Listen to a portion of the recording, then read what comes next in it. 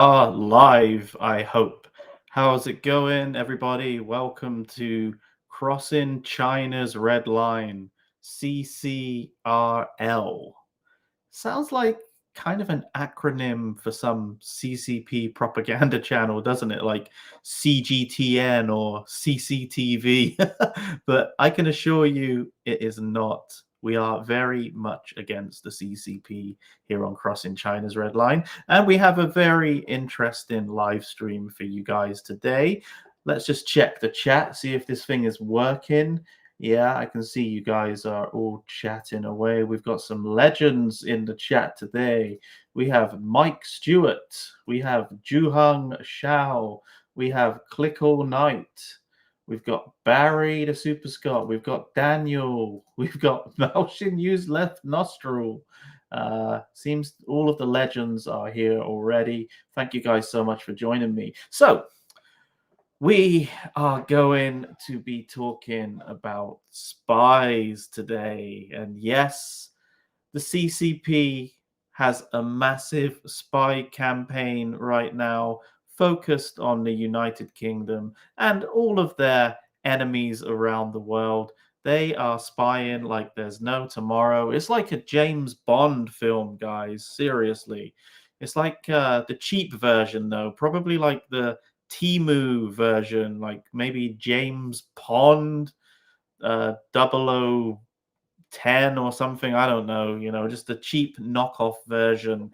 But their spies seem to be flooding into the UK lately. And we keep hearing stories, reading news articles about China's spies. They are everywhere. I don't want to get you guys feeling paranoid or anything with your tinfoil hats on, but these spy cases seem to be completely out of control.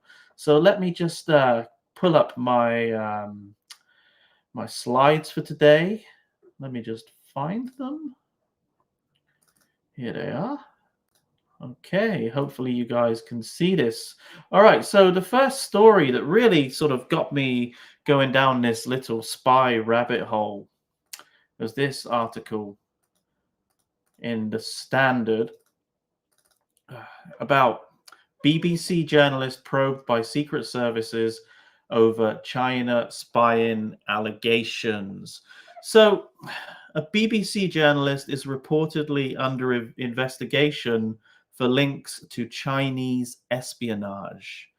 And I hear you thinking, or you're probably thinking to yourself, well, hey, this is just one case. I mean, what does it matter? I mean, I'm pretty sure that other countries spy on China, so why can't they be spying on us?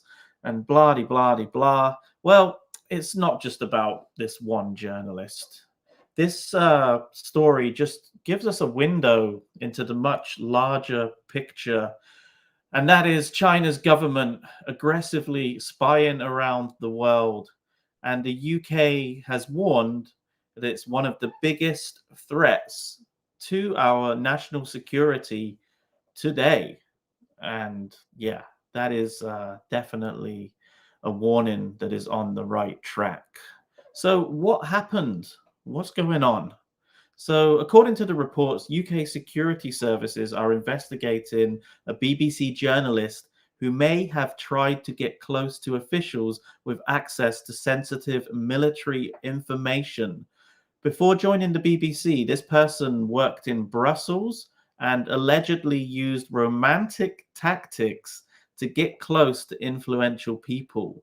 A classic spy trap that we all know as the honey trap. And we've seen this many times before, especially in James Bond films, right? That sexy Russian spy. Well, China's doing the same thing. So, three security agencies are involved, and the investigation has been shared with the Five Eyes Alliance. So, Australia, New Zealand, America, the UK, and that other one that I forget. So, China's government strategy, what are they trying to do? So they run one of the largest and most sophisticated intelligence operations in the world, and their goals are very clear. They want to gain access to military and technological secrets. They want to influence governments and institutions abroad. They want to shape narratives and policies in their favor. And the target are universities, tech companies, government officials, and in this case, journalists. This is not a small operation, it's state level espionage on a global scale. And here's why this case is alarming.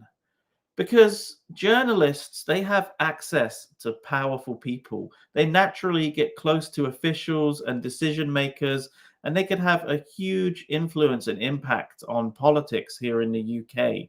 Exploiting that kind of access is a huge breach of trust. And it's also a national security risk. If sensitive information reaches China, it could definitely compromise the UK and all of our allies, right? Also, with global influence, I mean, these operations, they're not just about stealing secrets, right? They're about shaping politics, policy, and public opinion in other countries as well. So, this case, excuse me, this case is just the tip of the iceberg. China's government has been openly expanding its espionage efforts for years. But anyway, like the investigation is still ongoing, so we don't really know the full story yet.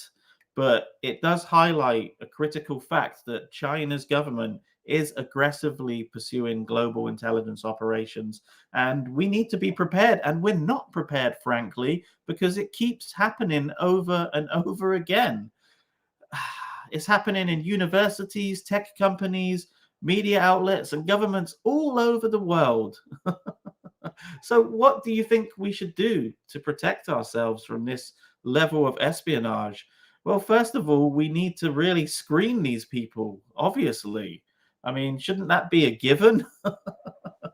And let me just get to the next slide. Let me see. So, there's been other news as well.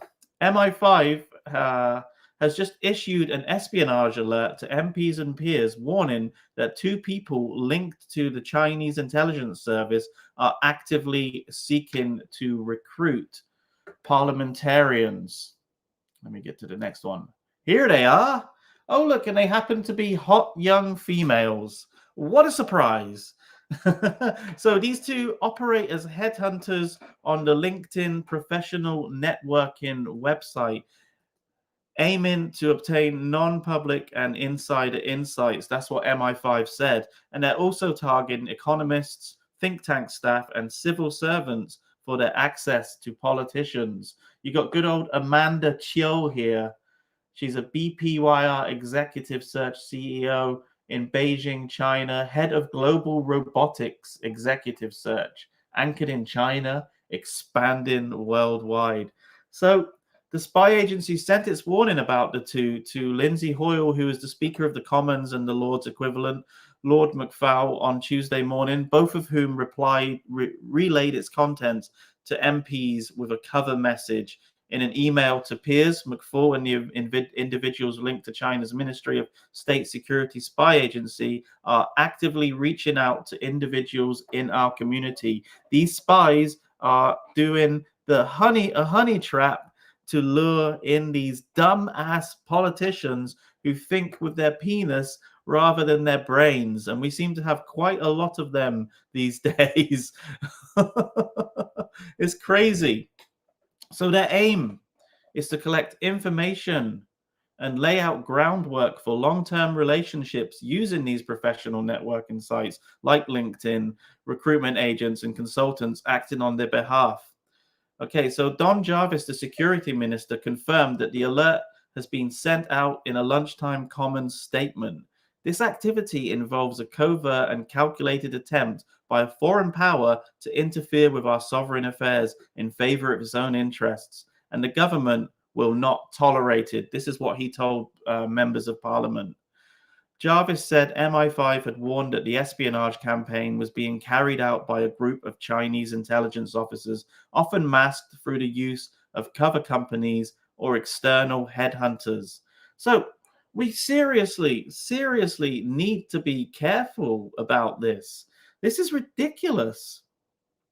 MI5 has previously warned about Chinese spies seeking to obtain information by using LinkedIn to recruit Britons working in sensitive areas, posing as recruitment consultants. The agents, normally women, like we see with Amanda Chio here, have sought to lure at least 10,000 Britons with potential job offers.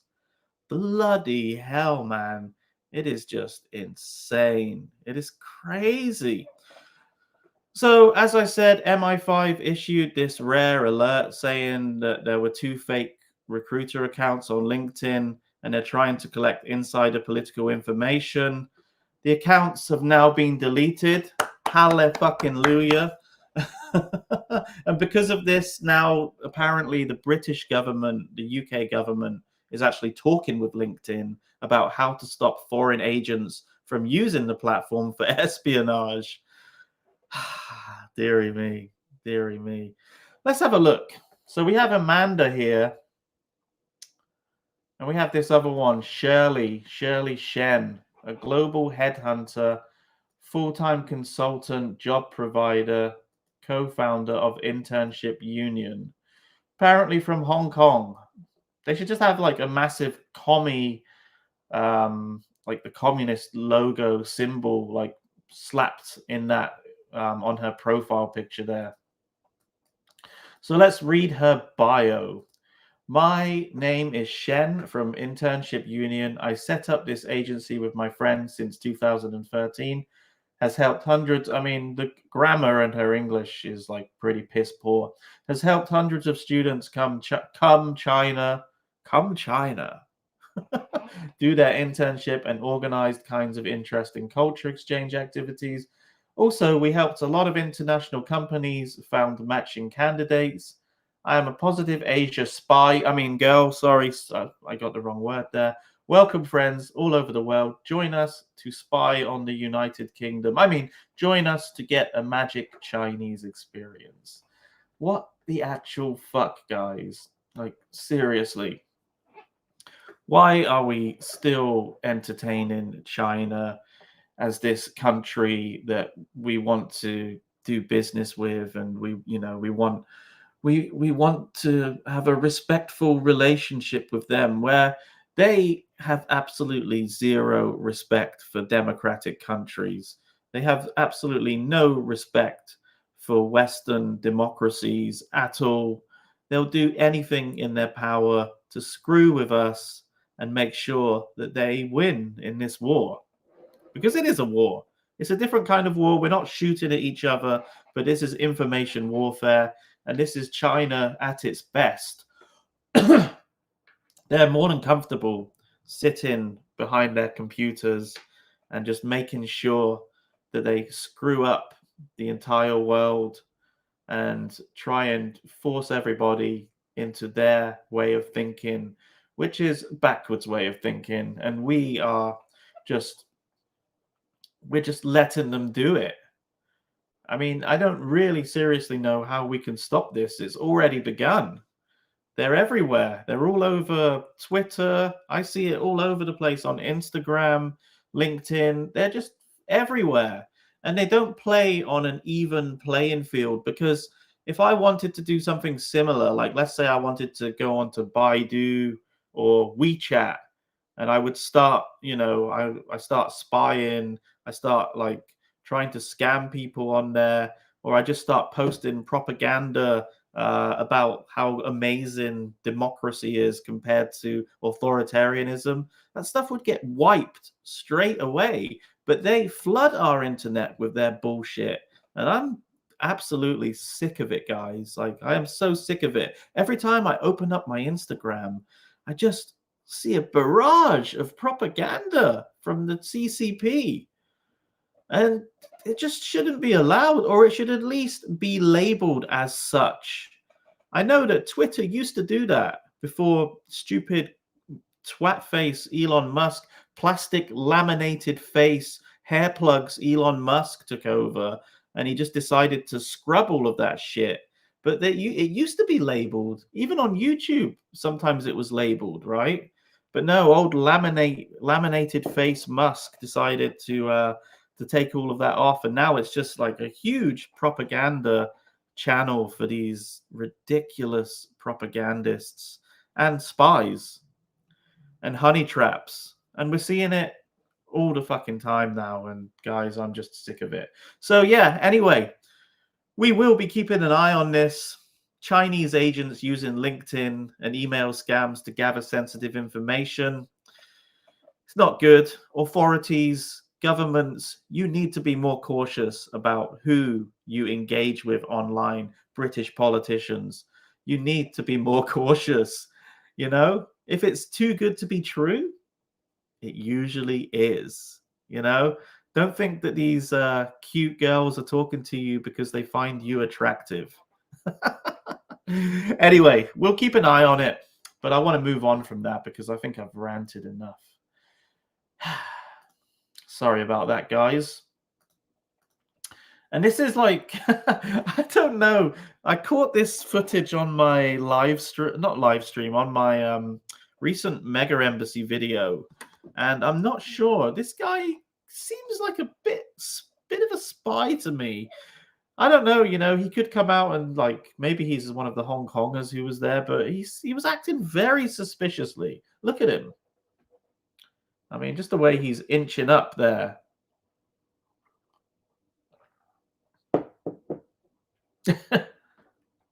Look. Definitely a dodgy bloke.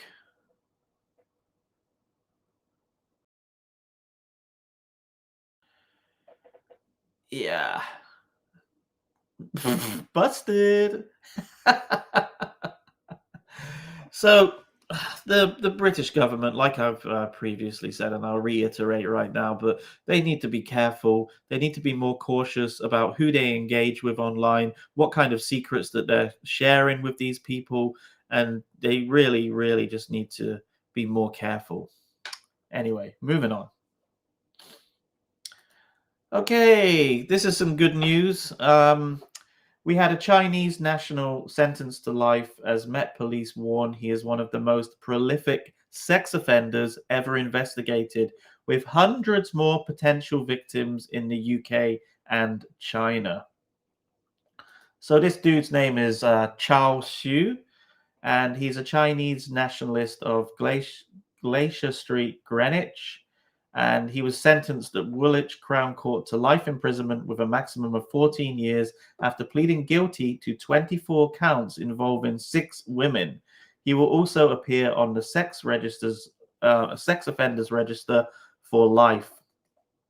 So these include 4 counts of, I can't say that word, 8 counts of assault by, I can't say that word either, 4 counts of sexual assault, 2 counts of administering substances with intent, 4 counts of voyeurism, and 2 counts of upskirting.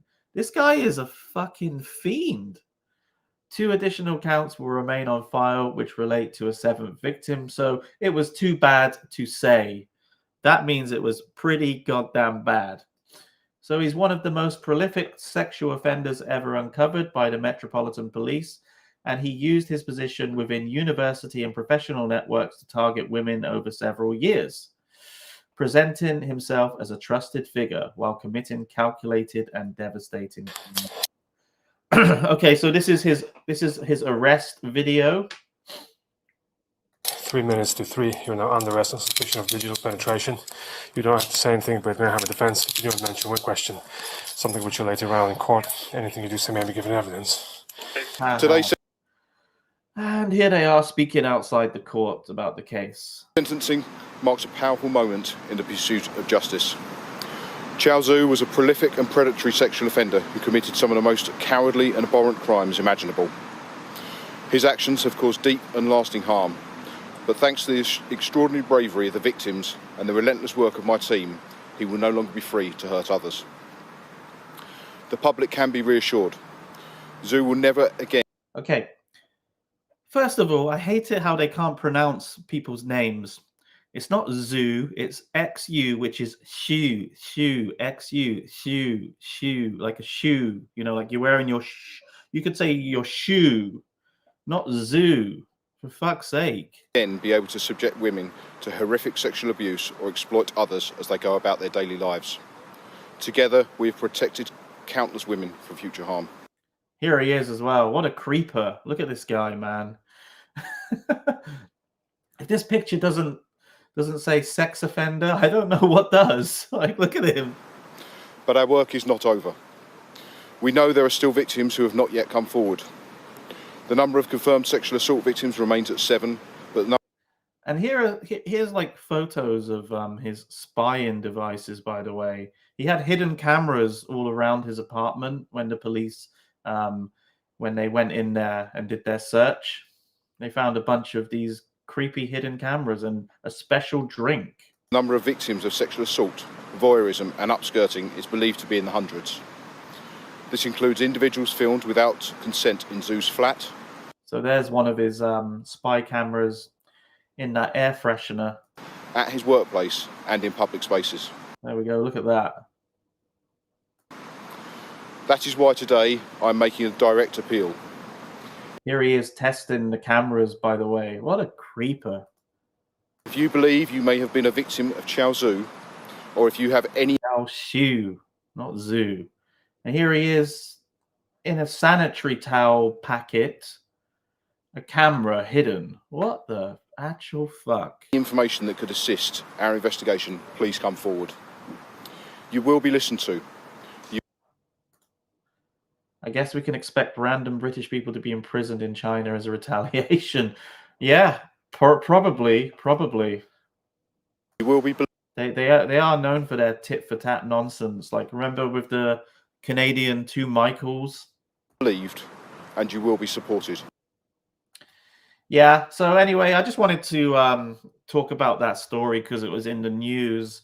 Now we're not obviously not saying that all students from China come over and do this kind of thing, but it was just quite a big story. And one of the worst sex offenders here in the UK just happened to be Chinese. Unlucky. Right. Anyway, next. We're going to talk about the whole Japan and China thing. You know, Japanese Prime Minister Takichi, whatever the hell her name is, Takaichi. I don't even know how to say her name, okay? But she pretty much said that Japan would come to Taiwan's defense because it would be a threat. If China invades, then they would come to their defense because it would be a threat to Japan's sovereignty as well. China just exploded. They just went off the rails. They just couldn't handle it, freaked out as they usually do. So here is a response to a question from Phoenix TV reporter in China, Li Miao, during a press conference, whether Japan has rejected China's demand that that the Prime Minister retract her remarks on Taiwan. So this is the Japan's Minister of Foreign Affairs, and he pretty much gently but firmly tells the reporter that the remarks on Taiwan has been Japan's national policy all along. So there's no need to retract what the Prime Minister said. Phoenix TV Lee is my name. Earlier, in addition to the previous questions, the China has been making a protest to Japanese side. During this protest, China requested the retraction of Prime Minister Takaichi's remarks. Regarding this requested retraction, Japan denied that request. Is that right? And in earlier remarks, the Japan categorically refuted. So could you clarify what kind of refutation you made to which side of assertion on the side of China? This is a diplomatic exchange. I would like to refrain from making a specific comment. Prime Minister Takaichi's remarks, its intent and the purport, survival threatening situation, what are they? And also in what kind of cases survival threatening situation will be recognized and to be invoked. These matters have been explained. Regarding this, already we have a peace legislation enactment. Since that time, during the deliberation and even after that, we have been explaining fully what our views are, and our views have not changed in that sense. Therefore, that is our own stance, as we explained, and the China's assertion is not appropriate, is not correct. That is what we said in our refutation. And did you deny the refutation request? Well,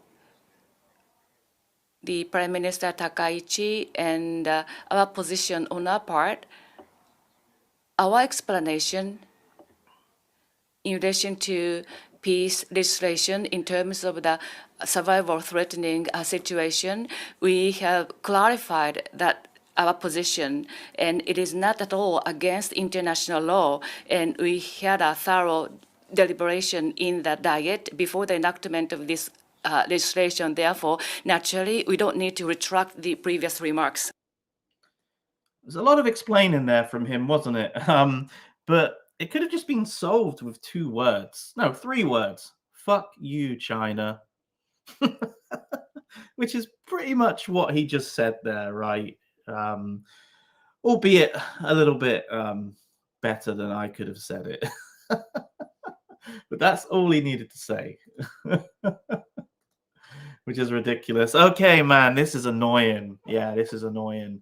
Okay, this will annoy you too, I'm sure of it. So there's been some vlogger in China, and he goes around to different countries. He's in Japan at the moment, and he runs around with China's flag. So here he is in that famous landmark, Shibuya Crossing in Tokyo. Check it out.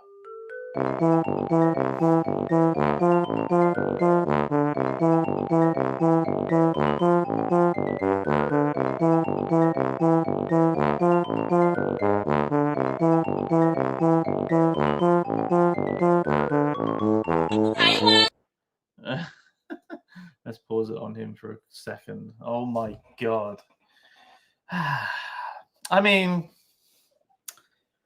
I guess it's kind of annoying, but I guess you could say, well, hey, Lewis, don't you go around with Taiwan's flag? So you can't really say him running around with China's flag is a bad thing. But here's the thing. First of all, I'm not Taiwanese, so I'm not going to other countries as a Taiwanese person walking around with my national flag. I'm not going to, say, France with the Union Jack and running around with like the British flag going, hey, Britain is the best, man. I'll leave that to the football fans, you know.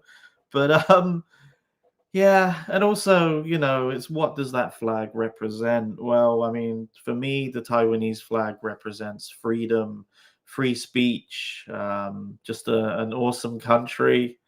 China's flag represents tyranny as far as I'm concerned. It represents an authoritarian government.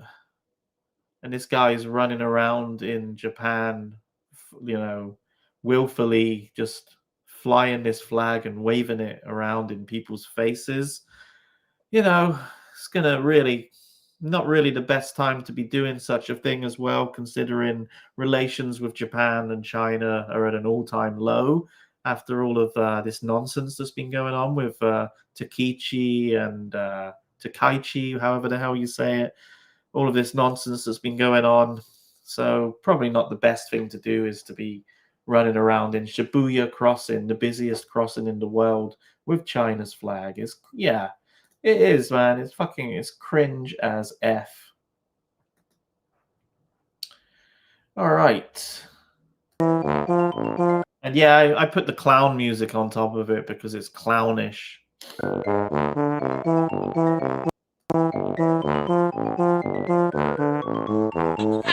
All right. Here we have here we have what's going on in schools in China regarding Taiwan. They teach the kids, obviously, that Taiwan is a part of China. And now they've got them doing this stupid little demonstration in the playground. It's like Taiwan. Where is Taiwan? Taiwan Zainali. Where is Taiwan? Taiwan is here. He said Taiwan is here.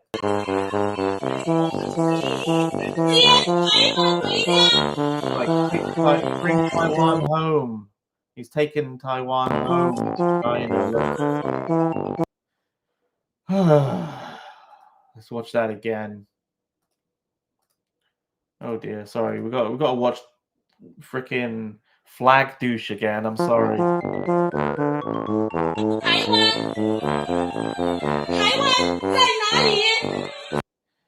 It's all well and good, you know, like I don't have a problem with, well, obviously I have a problem with China's opinion on Taiwan, you know, because obviously it's not a part of the People's Republic of China. But if they want to think that, then that's perfectly fine, you know. I think I'm the most handsome man on the planet. I'm clearly not, but I think that, and I'm allowed to think that, just like every person in China is allowed to think that Taiwan is part of their territory.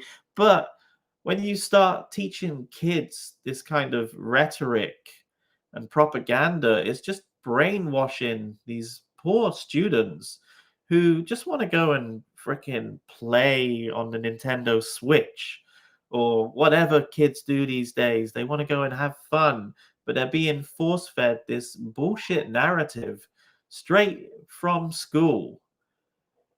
Politics should just be left out of it until you get to be an adult, you know. Seriously. Just let kids be kids. Why are you brainwashing them like this? Okay,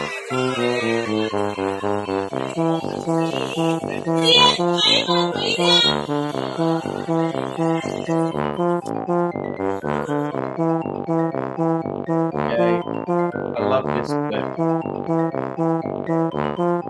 This is when China's technology goes wrong. Well, let me just pause it. So you hear about sophisticated cyberpunk cities, China 2070, living in the future, man. China is the future. And then you see videos like this of the so-called future. I mean, look at it. You're having a laugh. You are having a giraffe. Look at that. One goes up, the other one goes down. Look. It's the future, man.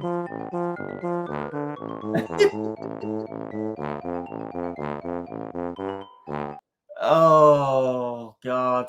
This one as well. You've probably seen this clip by now. I think everybody's seen this clip, but I just wanted to include it. So this is China's Range Rover copy. And a few years ago in this very place, an actual Range Rover drove up these steps in like some big publicity stunt. So China's new Range Rover knockoff tried to copy it. They're like, hey, look, we can rip off Range Rover, so now we can rip off their publicity stunt as well. So let's try. Oh, it's going, it's going, it's going, it's going, it's going, it's going, it's gone. Game over. Epic fail. Wow. Wow. You see, and this, you know, like, China is the future. We need to start taking them seriously. But then you just see videos like this, and you're like, well, all they do is fucking copy things anyway, right? And then even when they do copy something, they fucking blow it, just like this.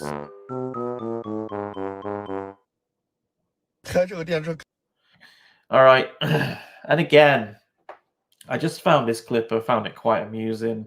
We've got this dude in his new car, and yeah, let's just look at it. 开到绝望，各位！现在凌晨已经1点多了，我来宁波出差，租了一个挺漂亮的国产的电车，然后现在坐在车里，能看到外面特别黑啊。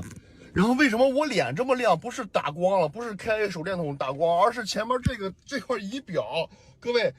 这块仪表我一路上怎么来的？能看把这个仪表遮住之后，外边特别清晰，是吧？打开仪表之后，全部都是这种光晕呀。我一路上是一只手挡着仪表，一只手在开车，而且现在看一下仪表，我已经调到最暗的状态了，最暗的状态了。